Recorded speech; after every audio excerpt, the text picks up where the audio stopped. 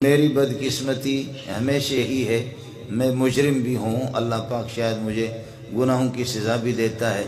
وہ یہ ہے کہ میں جس بھی جلسے میں جاتا ہوں کہتے آخری تقریر آپ کی ہوگی۔ توبہ بھی میں نے بہت کیا ہے، طلباء سے بھی کہا کہ میرے لیے دعا کرو کہ یہ سزا مجھے کیوں مل رہی ہے، لیکن یہ ہے کہ بس یہ ہوتا یہی ہے۔ اب آپ حضرات یہ بتائیں کہ اس کا حل آپ اگر نکالیں گے کوئی خدا کا بندہ تو میں اس کے لیے مستقل دعا بھی کروں گا۔ یہ میرے ساتھ یہ ظلم اور یہ زیادتی آج کے اس جلسے میں نہیں ہے، روزانہ ہے۔ تو میں ادھر ادھر جاتا رہتا ہوں تو ہر جگہ یہی یہ کہتے ہیں کہ آپ جو ہے نا آخر میں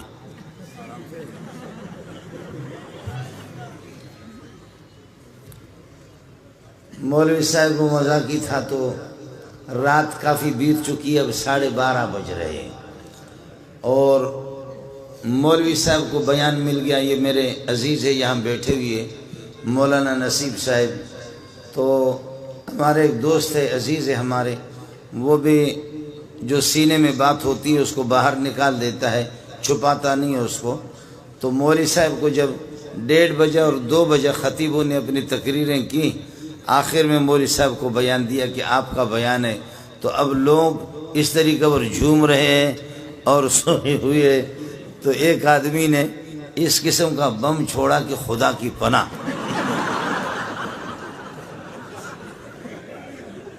یہ حضرت چونکہ موجود ہے آپ اس سے پتہ بھی کریں۔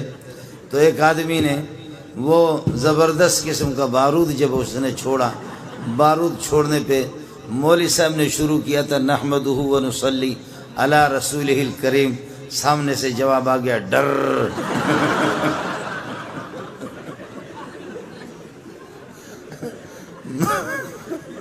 مولوی صاحب چونکہ میرا عزیز ہے تو یہ حضرت بیٹھے ان سے پتہ کرو۔ تو مولوی صاحب نے کہا میں نے تقریر ابھی تک شروع نہیں کی ہے، پہلے سے تم لوگوں نے حرم بجانا شروع کیا، اس لیے مولوی صاحب کہتے ہیں مجھے لگتا یہ ہے میری تقریر آپ لوگ برداشت نہیں کر سکیں گے۔ وآخر دعوانا ان الحمدللہ رب العالمین۔ مذاق کر رہا ہوں آپ سے،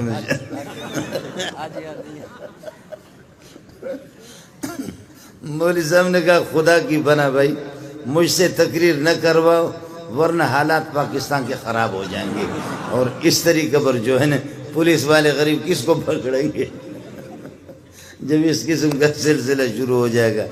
تو اب تو میرے خیال میں آپ حضرات کی وہ عرب لوگ کہتے ہیں استرخاء مفاصل، آپ کے اعضاء بالکل جواب دے چکے ہیں، اور بالکل آپ اس طرح کندھے آپ کے بیٹھ گئے، کمر ٹوٹ گئی، گردنیں بھی جھک گئی ہے۔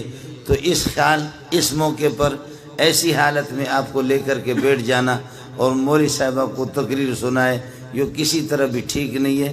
گزارش ہے بھائی جان سے کہ دعا فرمائے تو تاکہ ہم چھٹی کریں۔ کیا خیال ہے آپ کا؟ اب رات کو ہم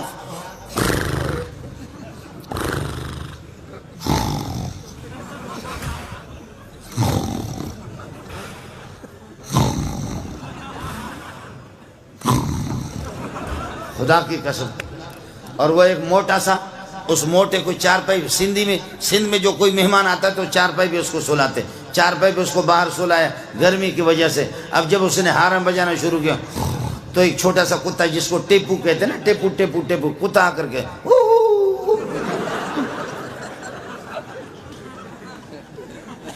اور پھر جب قاری صاحب پھر وہ حرم بجانا شروع کرتا کتا پھر بھاگ جاتا ہے، کتا پھر کچھ فاصلے پر جا کر کے پھر تھوڑی دیر کے بعد واپس آ کر، میں رحیم یار خان میں تھکا ہوا تھا، کئی دن جلسے کرتے کرتے کرتے کرتے تھک گیا۔ ایک موٹا سا قاری صاحب، اس کو بھی میرے کمرے میں سلائے، ایئر کنڈیشن۔ محترم صاحب نے کہا کہ میں نے کہا یار کئی دن سے تھکا ہوں، سفر میں میں نے آرام نہیں کیا، رات کو 2 بجے 3 بجے کے ٹائم پر آرام کرو۔ قاری صاحب نے وہ قرات شروع کی، خدا کی پناہ، وہ اس نے قرات شروع کی، 7 اشرہ سے ہٹ کر کے 21 اشرہ چل رہا تھا۔ وہ 7 اشرہ بھی نہیں تھا، 21 اشرہ تھا۔ میں وہاں سے اٹھا، جا کر کے محتم کے دروازے کو میں نے کھٹکھٹایا۔ محتم غریب باہر نکلا، قمیص اس کی نہیں تھی، بنین پہنے ہوئے تھے۔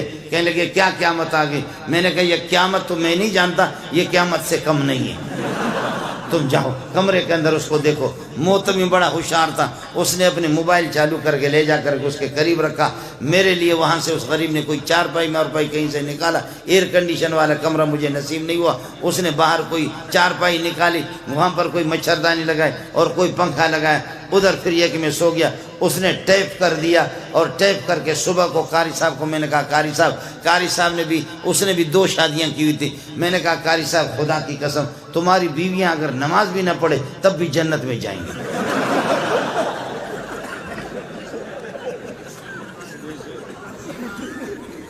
میں تمہاری بیویاں تو جنتی۔ کہتے وہ کس طرح؟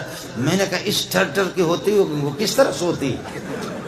وہ بیویاں اور بچے ایسے جو تم نے ٹھر شروع کیا وہ کس طرح؟ کہتے نہیں میں کوئی ٹھر نہیں کرتا۔ محتمی نے موبائل کا بٹن لگایا، کہا یہ ہے سر، یہ آپ کی رات والی قراتیں جو آپ تہجد میں پڑھا کرتے ہیں۔